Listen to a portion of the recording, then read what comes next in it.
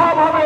আল্লাহ বলেছে মানুষকে মারে না, কিন্তু আওয়ামী লীগের আওয়ামী লীগের দুরাচার সন্তানকে মারলে তারা জান্নাত বাসী হবে।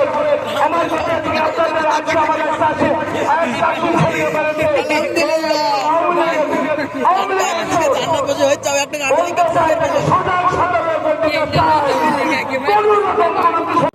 খুবই গুরুত্বপূর্ণ একজন নেতা উসমান আলী ভাই, এবং আমার খুব কাছের আপনাদেরও খুব প্রিয় নেতা মাহবুব ভাইকে ধন্যবাদ দিয়ে আমি আমার বক্তব্য শুরু করছি। সামনে উপবিষ্ট বিভিন্ন কৃষক দলের এবং অন্যান্য অঙ্গ সংগঠনের দলের নেতৃবৃন্দ, আসসালামু আলাইকুম। আমাকে এখানে যদি কথা বলতে দিয়েছেন এজন্য আমি আপনাদেরকে ধন্যবাদ দিচ্ছি।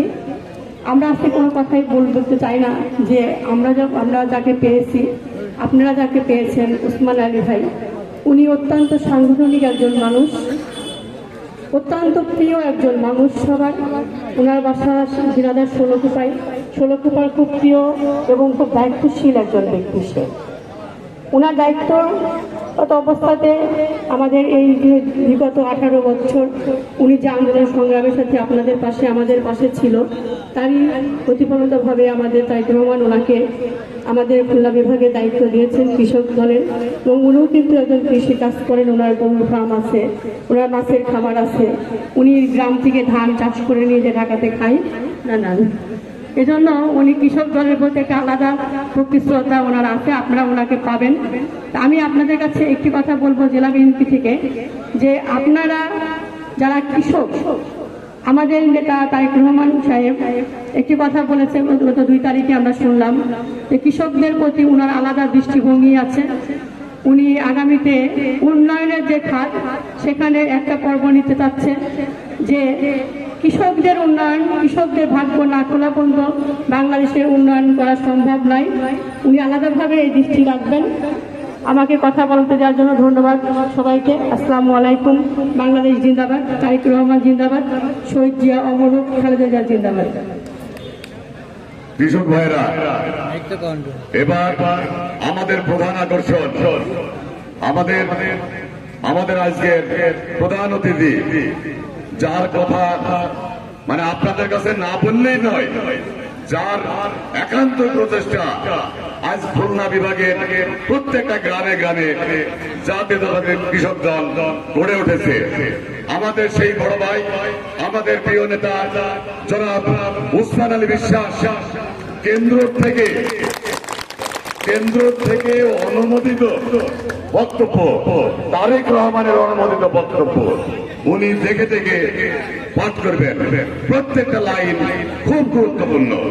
আপনারা ধৈর্য ধরে তার বক্তব্য শুনবেন। আপনারা তার বক্তব্যে যেমন আছে মুজিব শাসন, জিয়াউর রহমানের শাসন, খালেদা জিয়ার শাসন এবং শেখ হাসিনার দুঃশাসন, আগামী দিনে তারেক রহমান প্রধানমন্ত্রী হলে এদেশের কৃষককে কি করতে চায় সে ব্যাপারে পরিষ্কার দিক নির্দেশনা আছে। আপনারা ধৈর্য ধরে ওনার বক্তব্য শুনবেন। এবার আসছেন মোহাম্মদ উসমান আলী বিশ্বাস। হাততালি দেন উসমান আলী বিশ্বাস।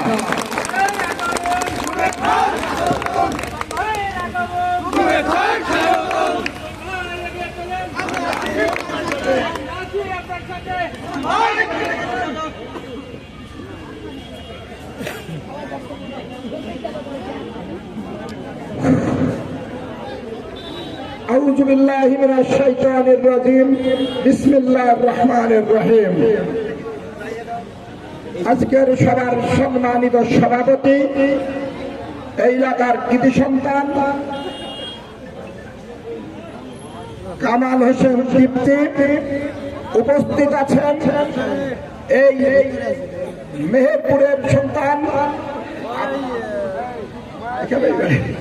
মেহেরপুরের গাংনীর সন্তান আমাদের মাহবুব ভাই, জেলা কমিটির সম্মানিত আহ্বায়ক উপস্থিত আছেন, এই জেলা কমিটির সদস্য সচিব মিজানুর রহমান এবং বিভিন্ন এলাকা থেকে কৃষক ভাই ও বন্ধুরা এবং যারা এই মঞ্চে আছেন সবাইকে আসসালামু আলাইকুম ওয়া রাহমাতুল্লাহ। বক্তব্য সামান্য। আপনাদের আসলে বসলে আপনারা দয়া করে দুটো বসতেন, বসলে আপনারা শুনতে পারতেন কথাটা কি বলেছেন, তারেক রহমান আপনাদের কাছে কি রিপোর্ট নিয়ে পাঠিয়েছেন, তার সেই কিছু আমরা আপনাদেরকে জানাবো। প্রিয় সহকর্মী ও কৃষক ভাইরা, আপনাদের আসসালামু আলাইকুম। প্রিয় কৃষক ভাইরা, আসসালামু আলাইকুম। বাংলাদেশ জাতীয়তাবাদী কৃষক দলের উদ্যোগে 3 মাস ব্যাপী সারা দেশে ইউনিয়ন পর্যায়ে অনুষ্ঠিত কৃষক সমাবেশ উপস্থিত হবে। ইউনিয়নের কৃষক ভাইদের প্রতি জাতীয়তাবাদী কৃষক দলের পক্ষ থেকে শুভেচ্ছা ও অভিনন্দন।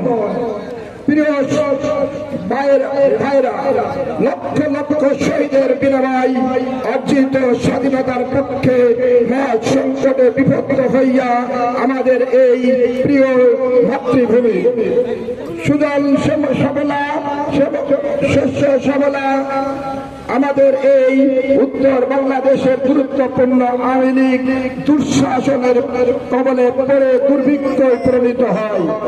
1975 সালে পথ পরিবর্তনের পর সিপাহী জনতার বিপ্লবের মধ্য দিয়ে জিয়াউর রহমানের দেশ ও দেশের মানুষের প্রয়োজনীয়তার দায়িত্ব গ্রহণ করেন,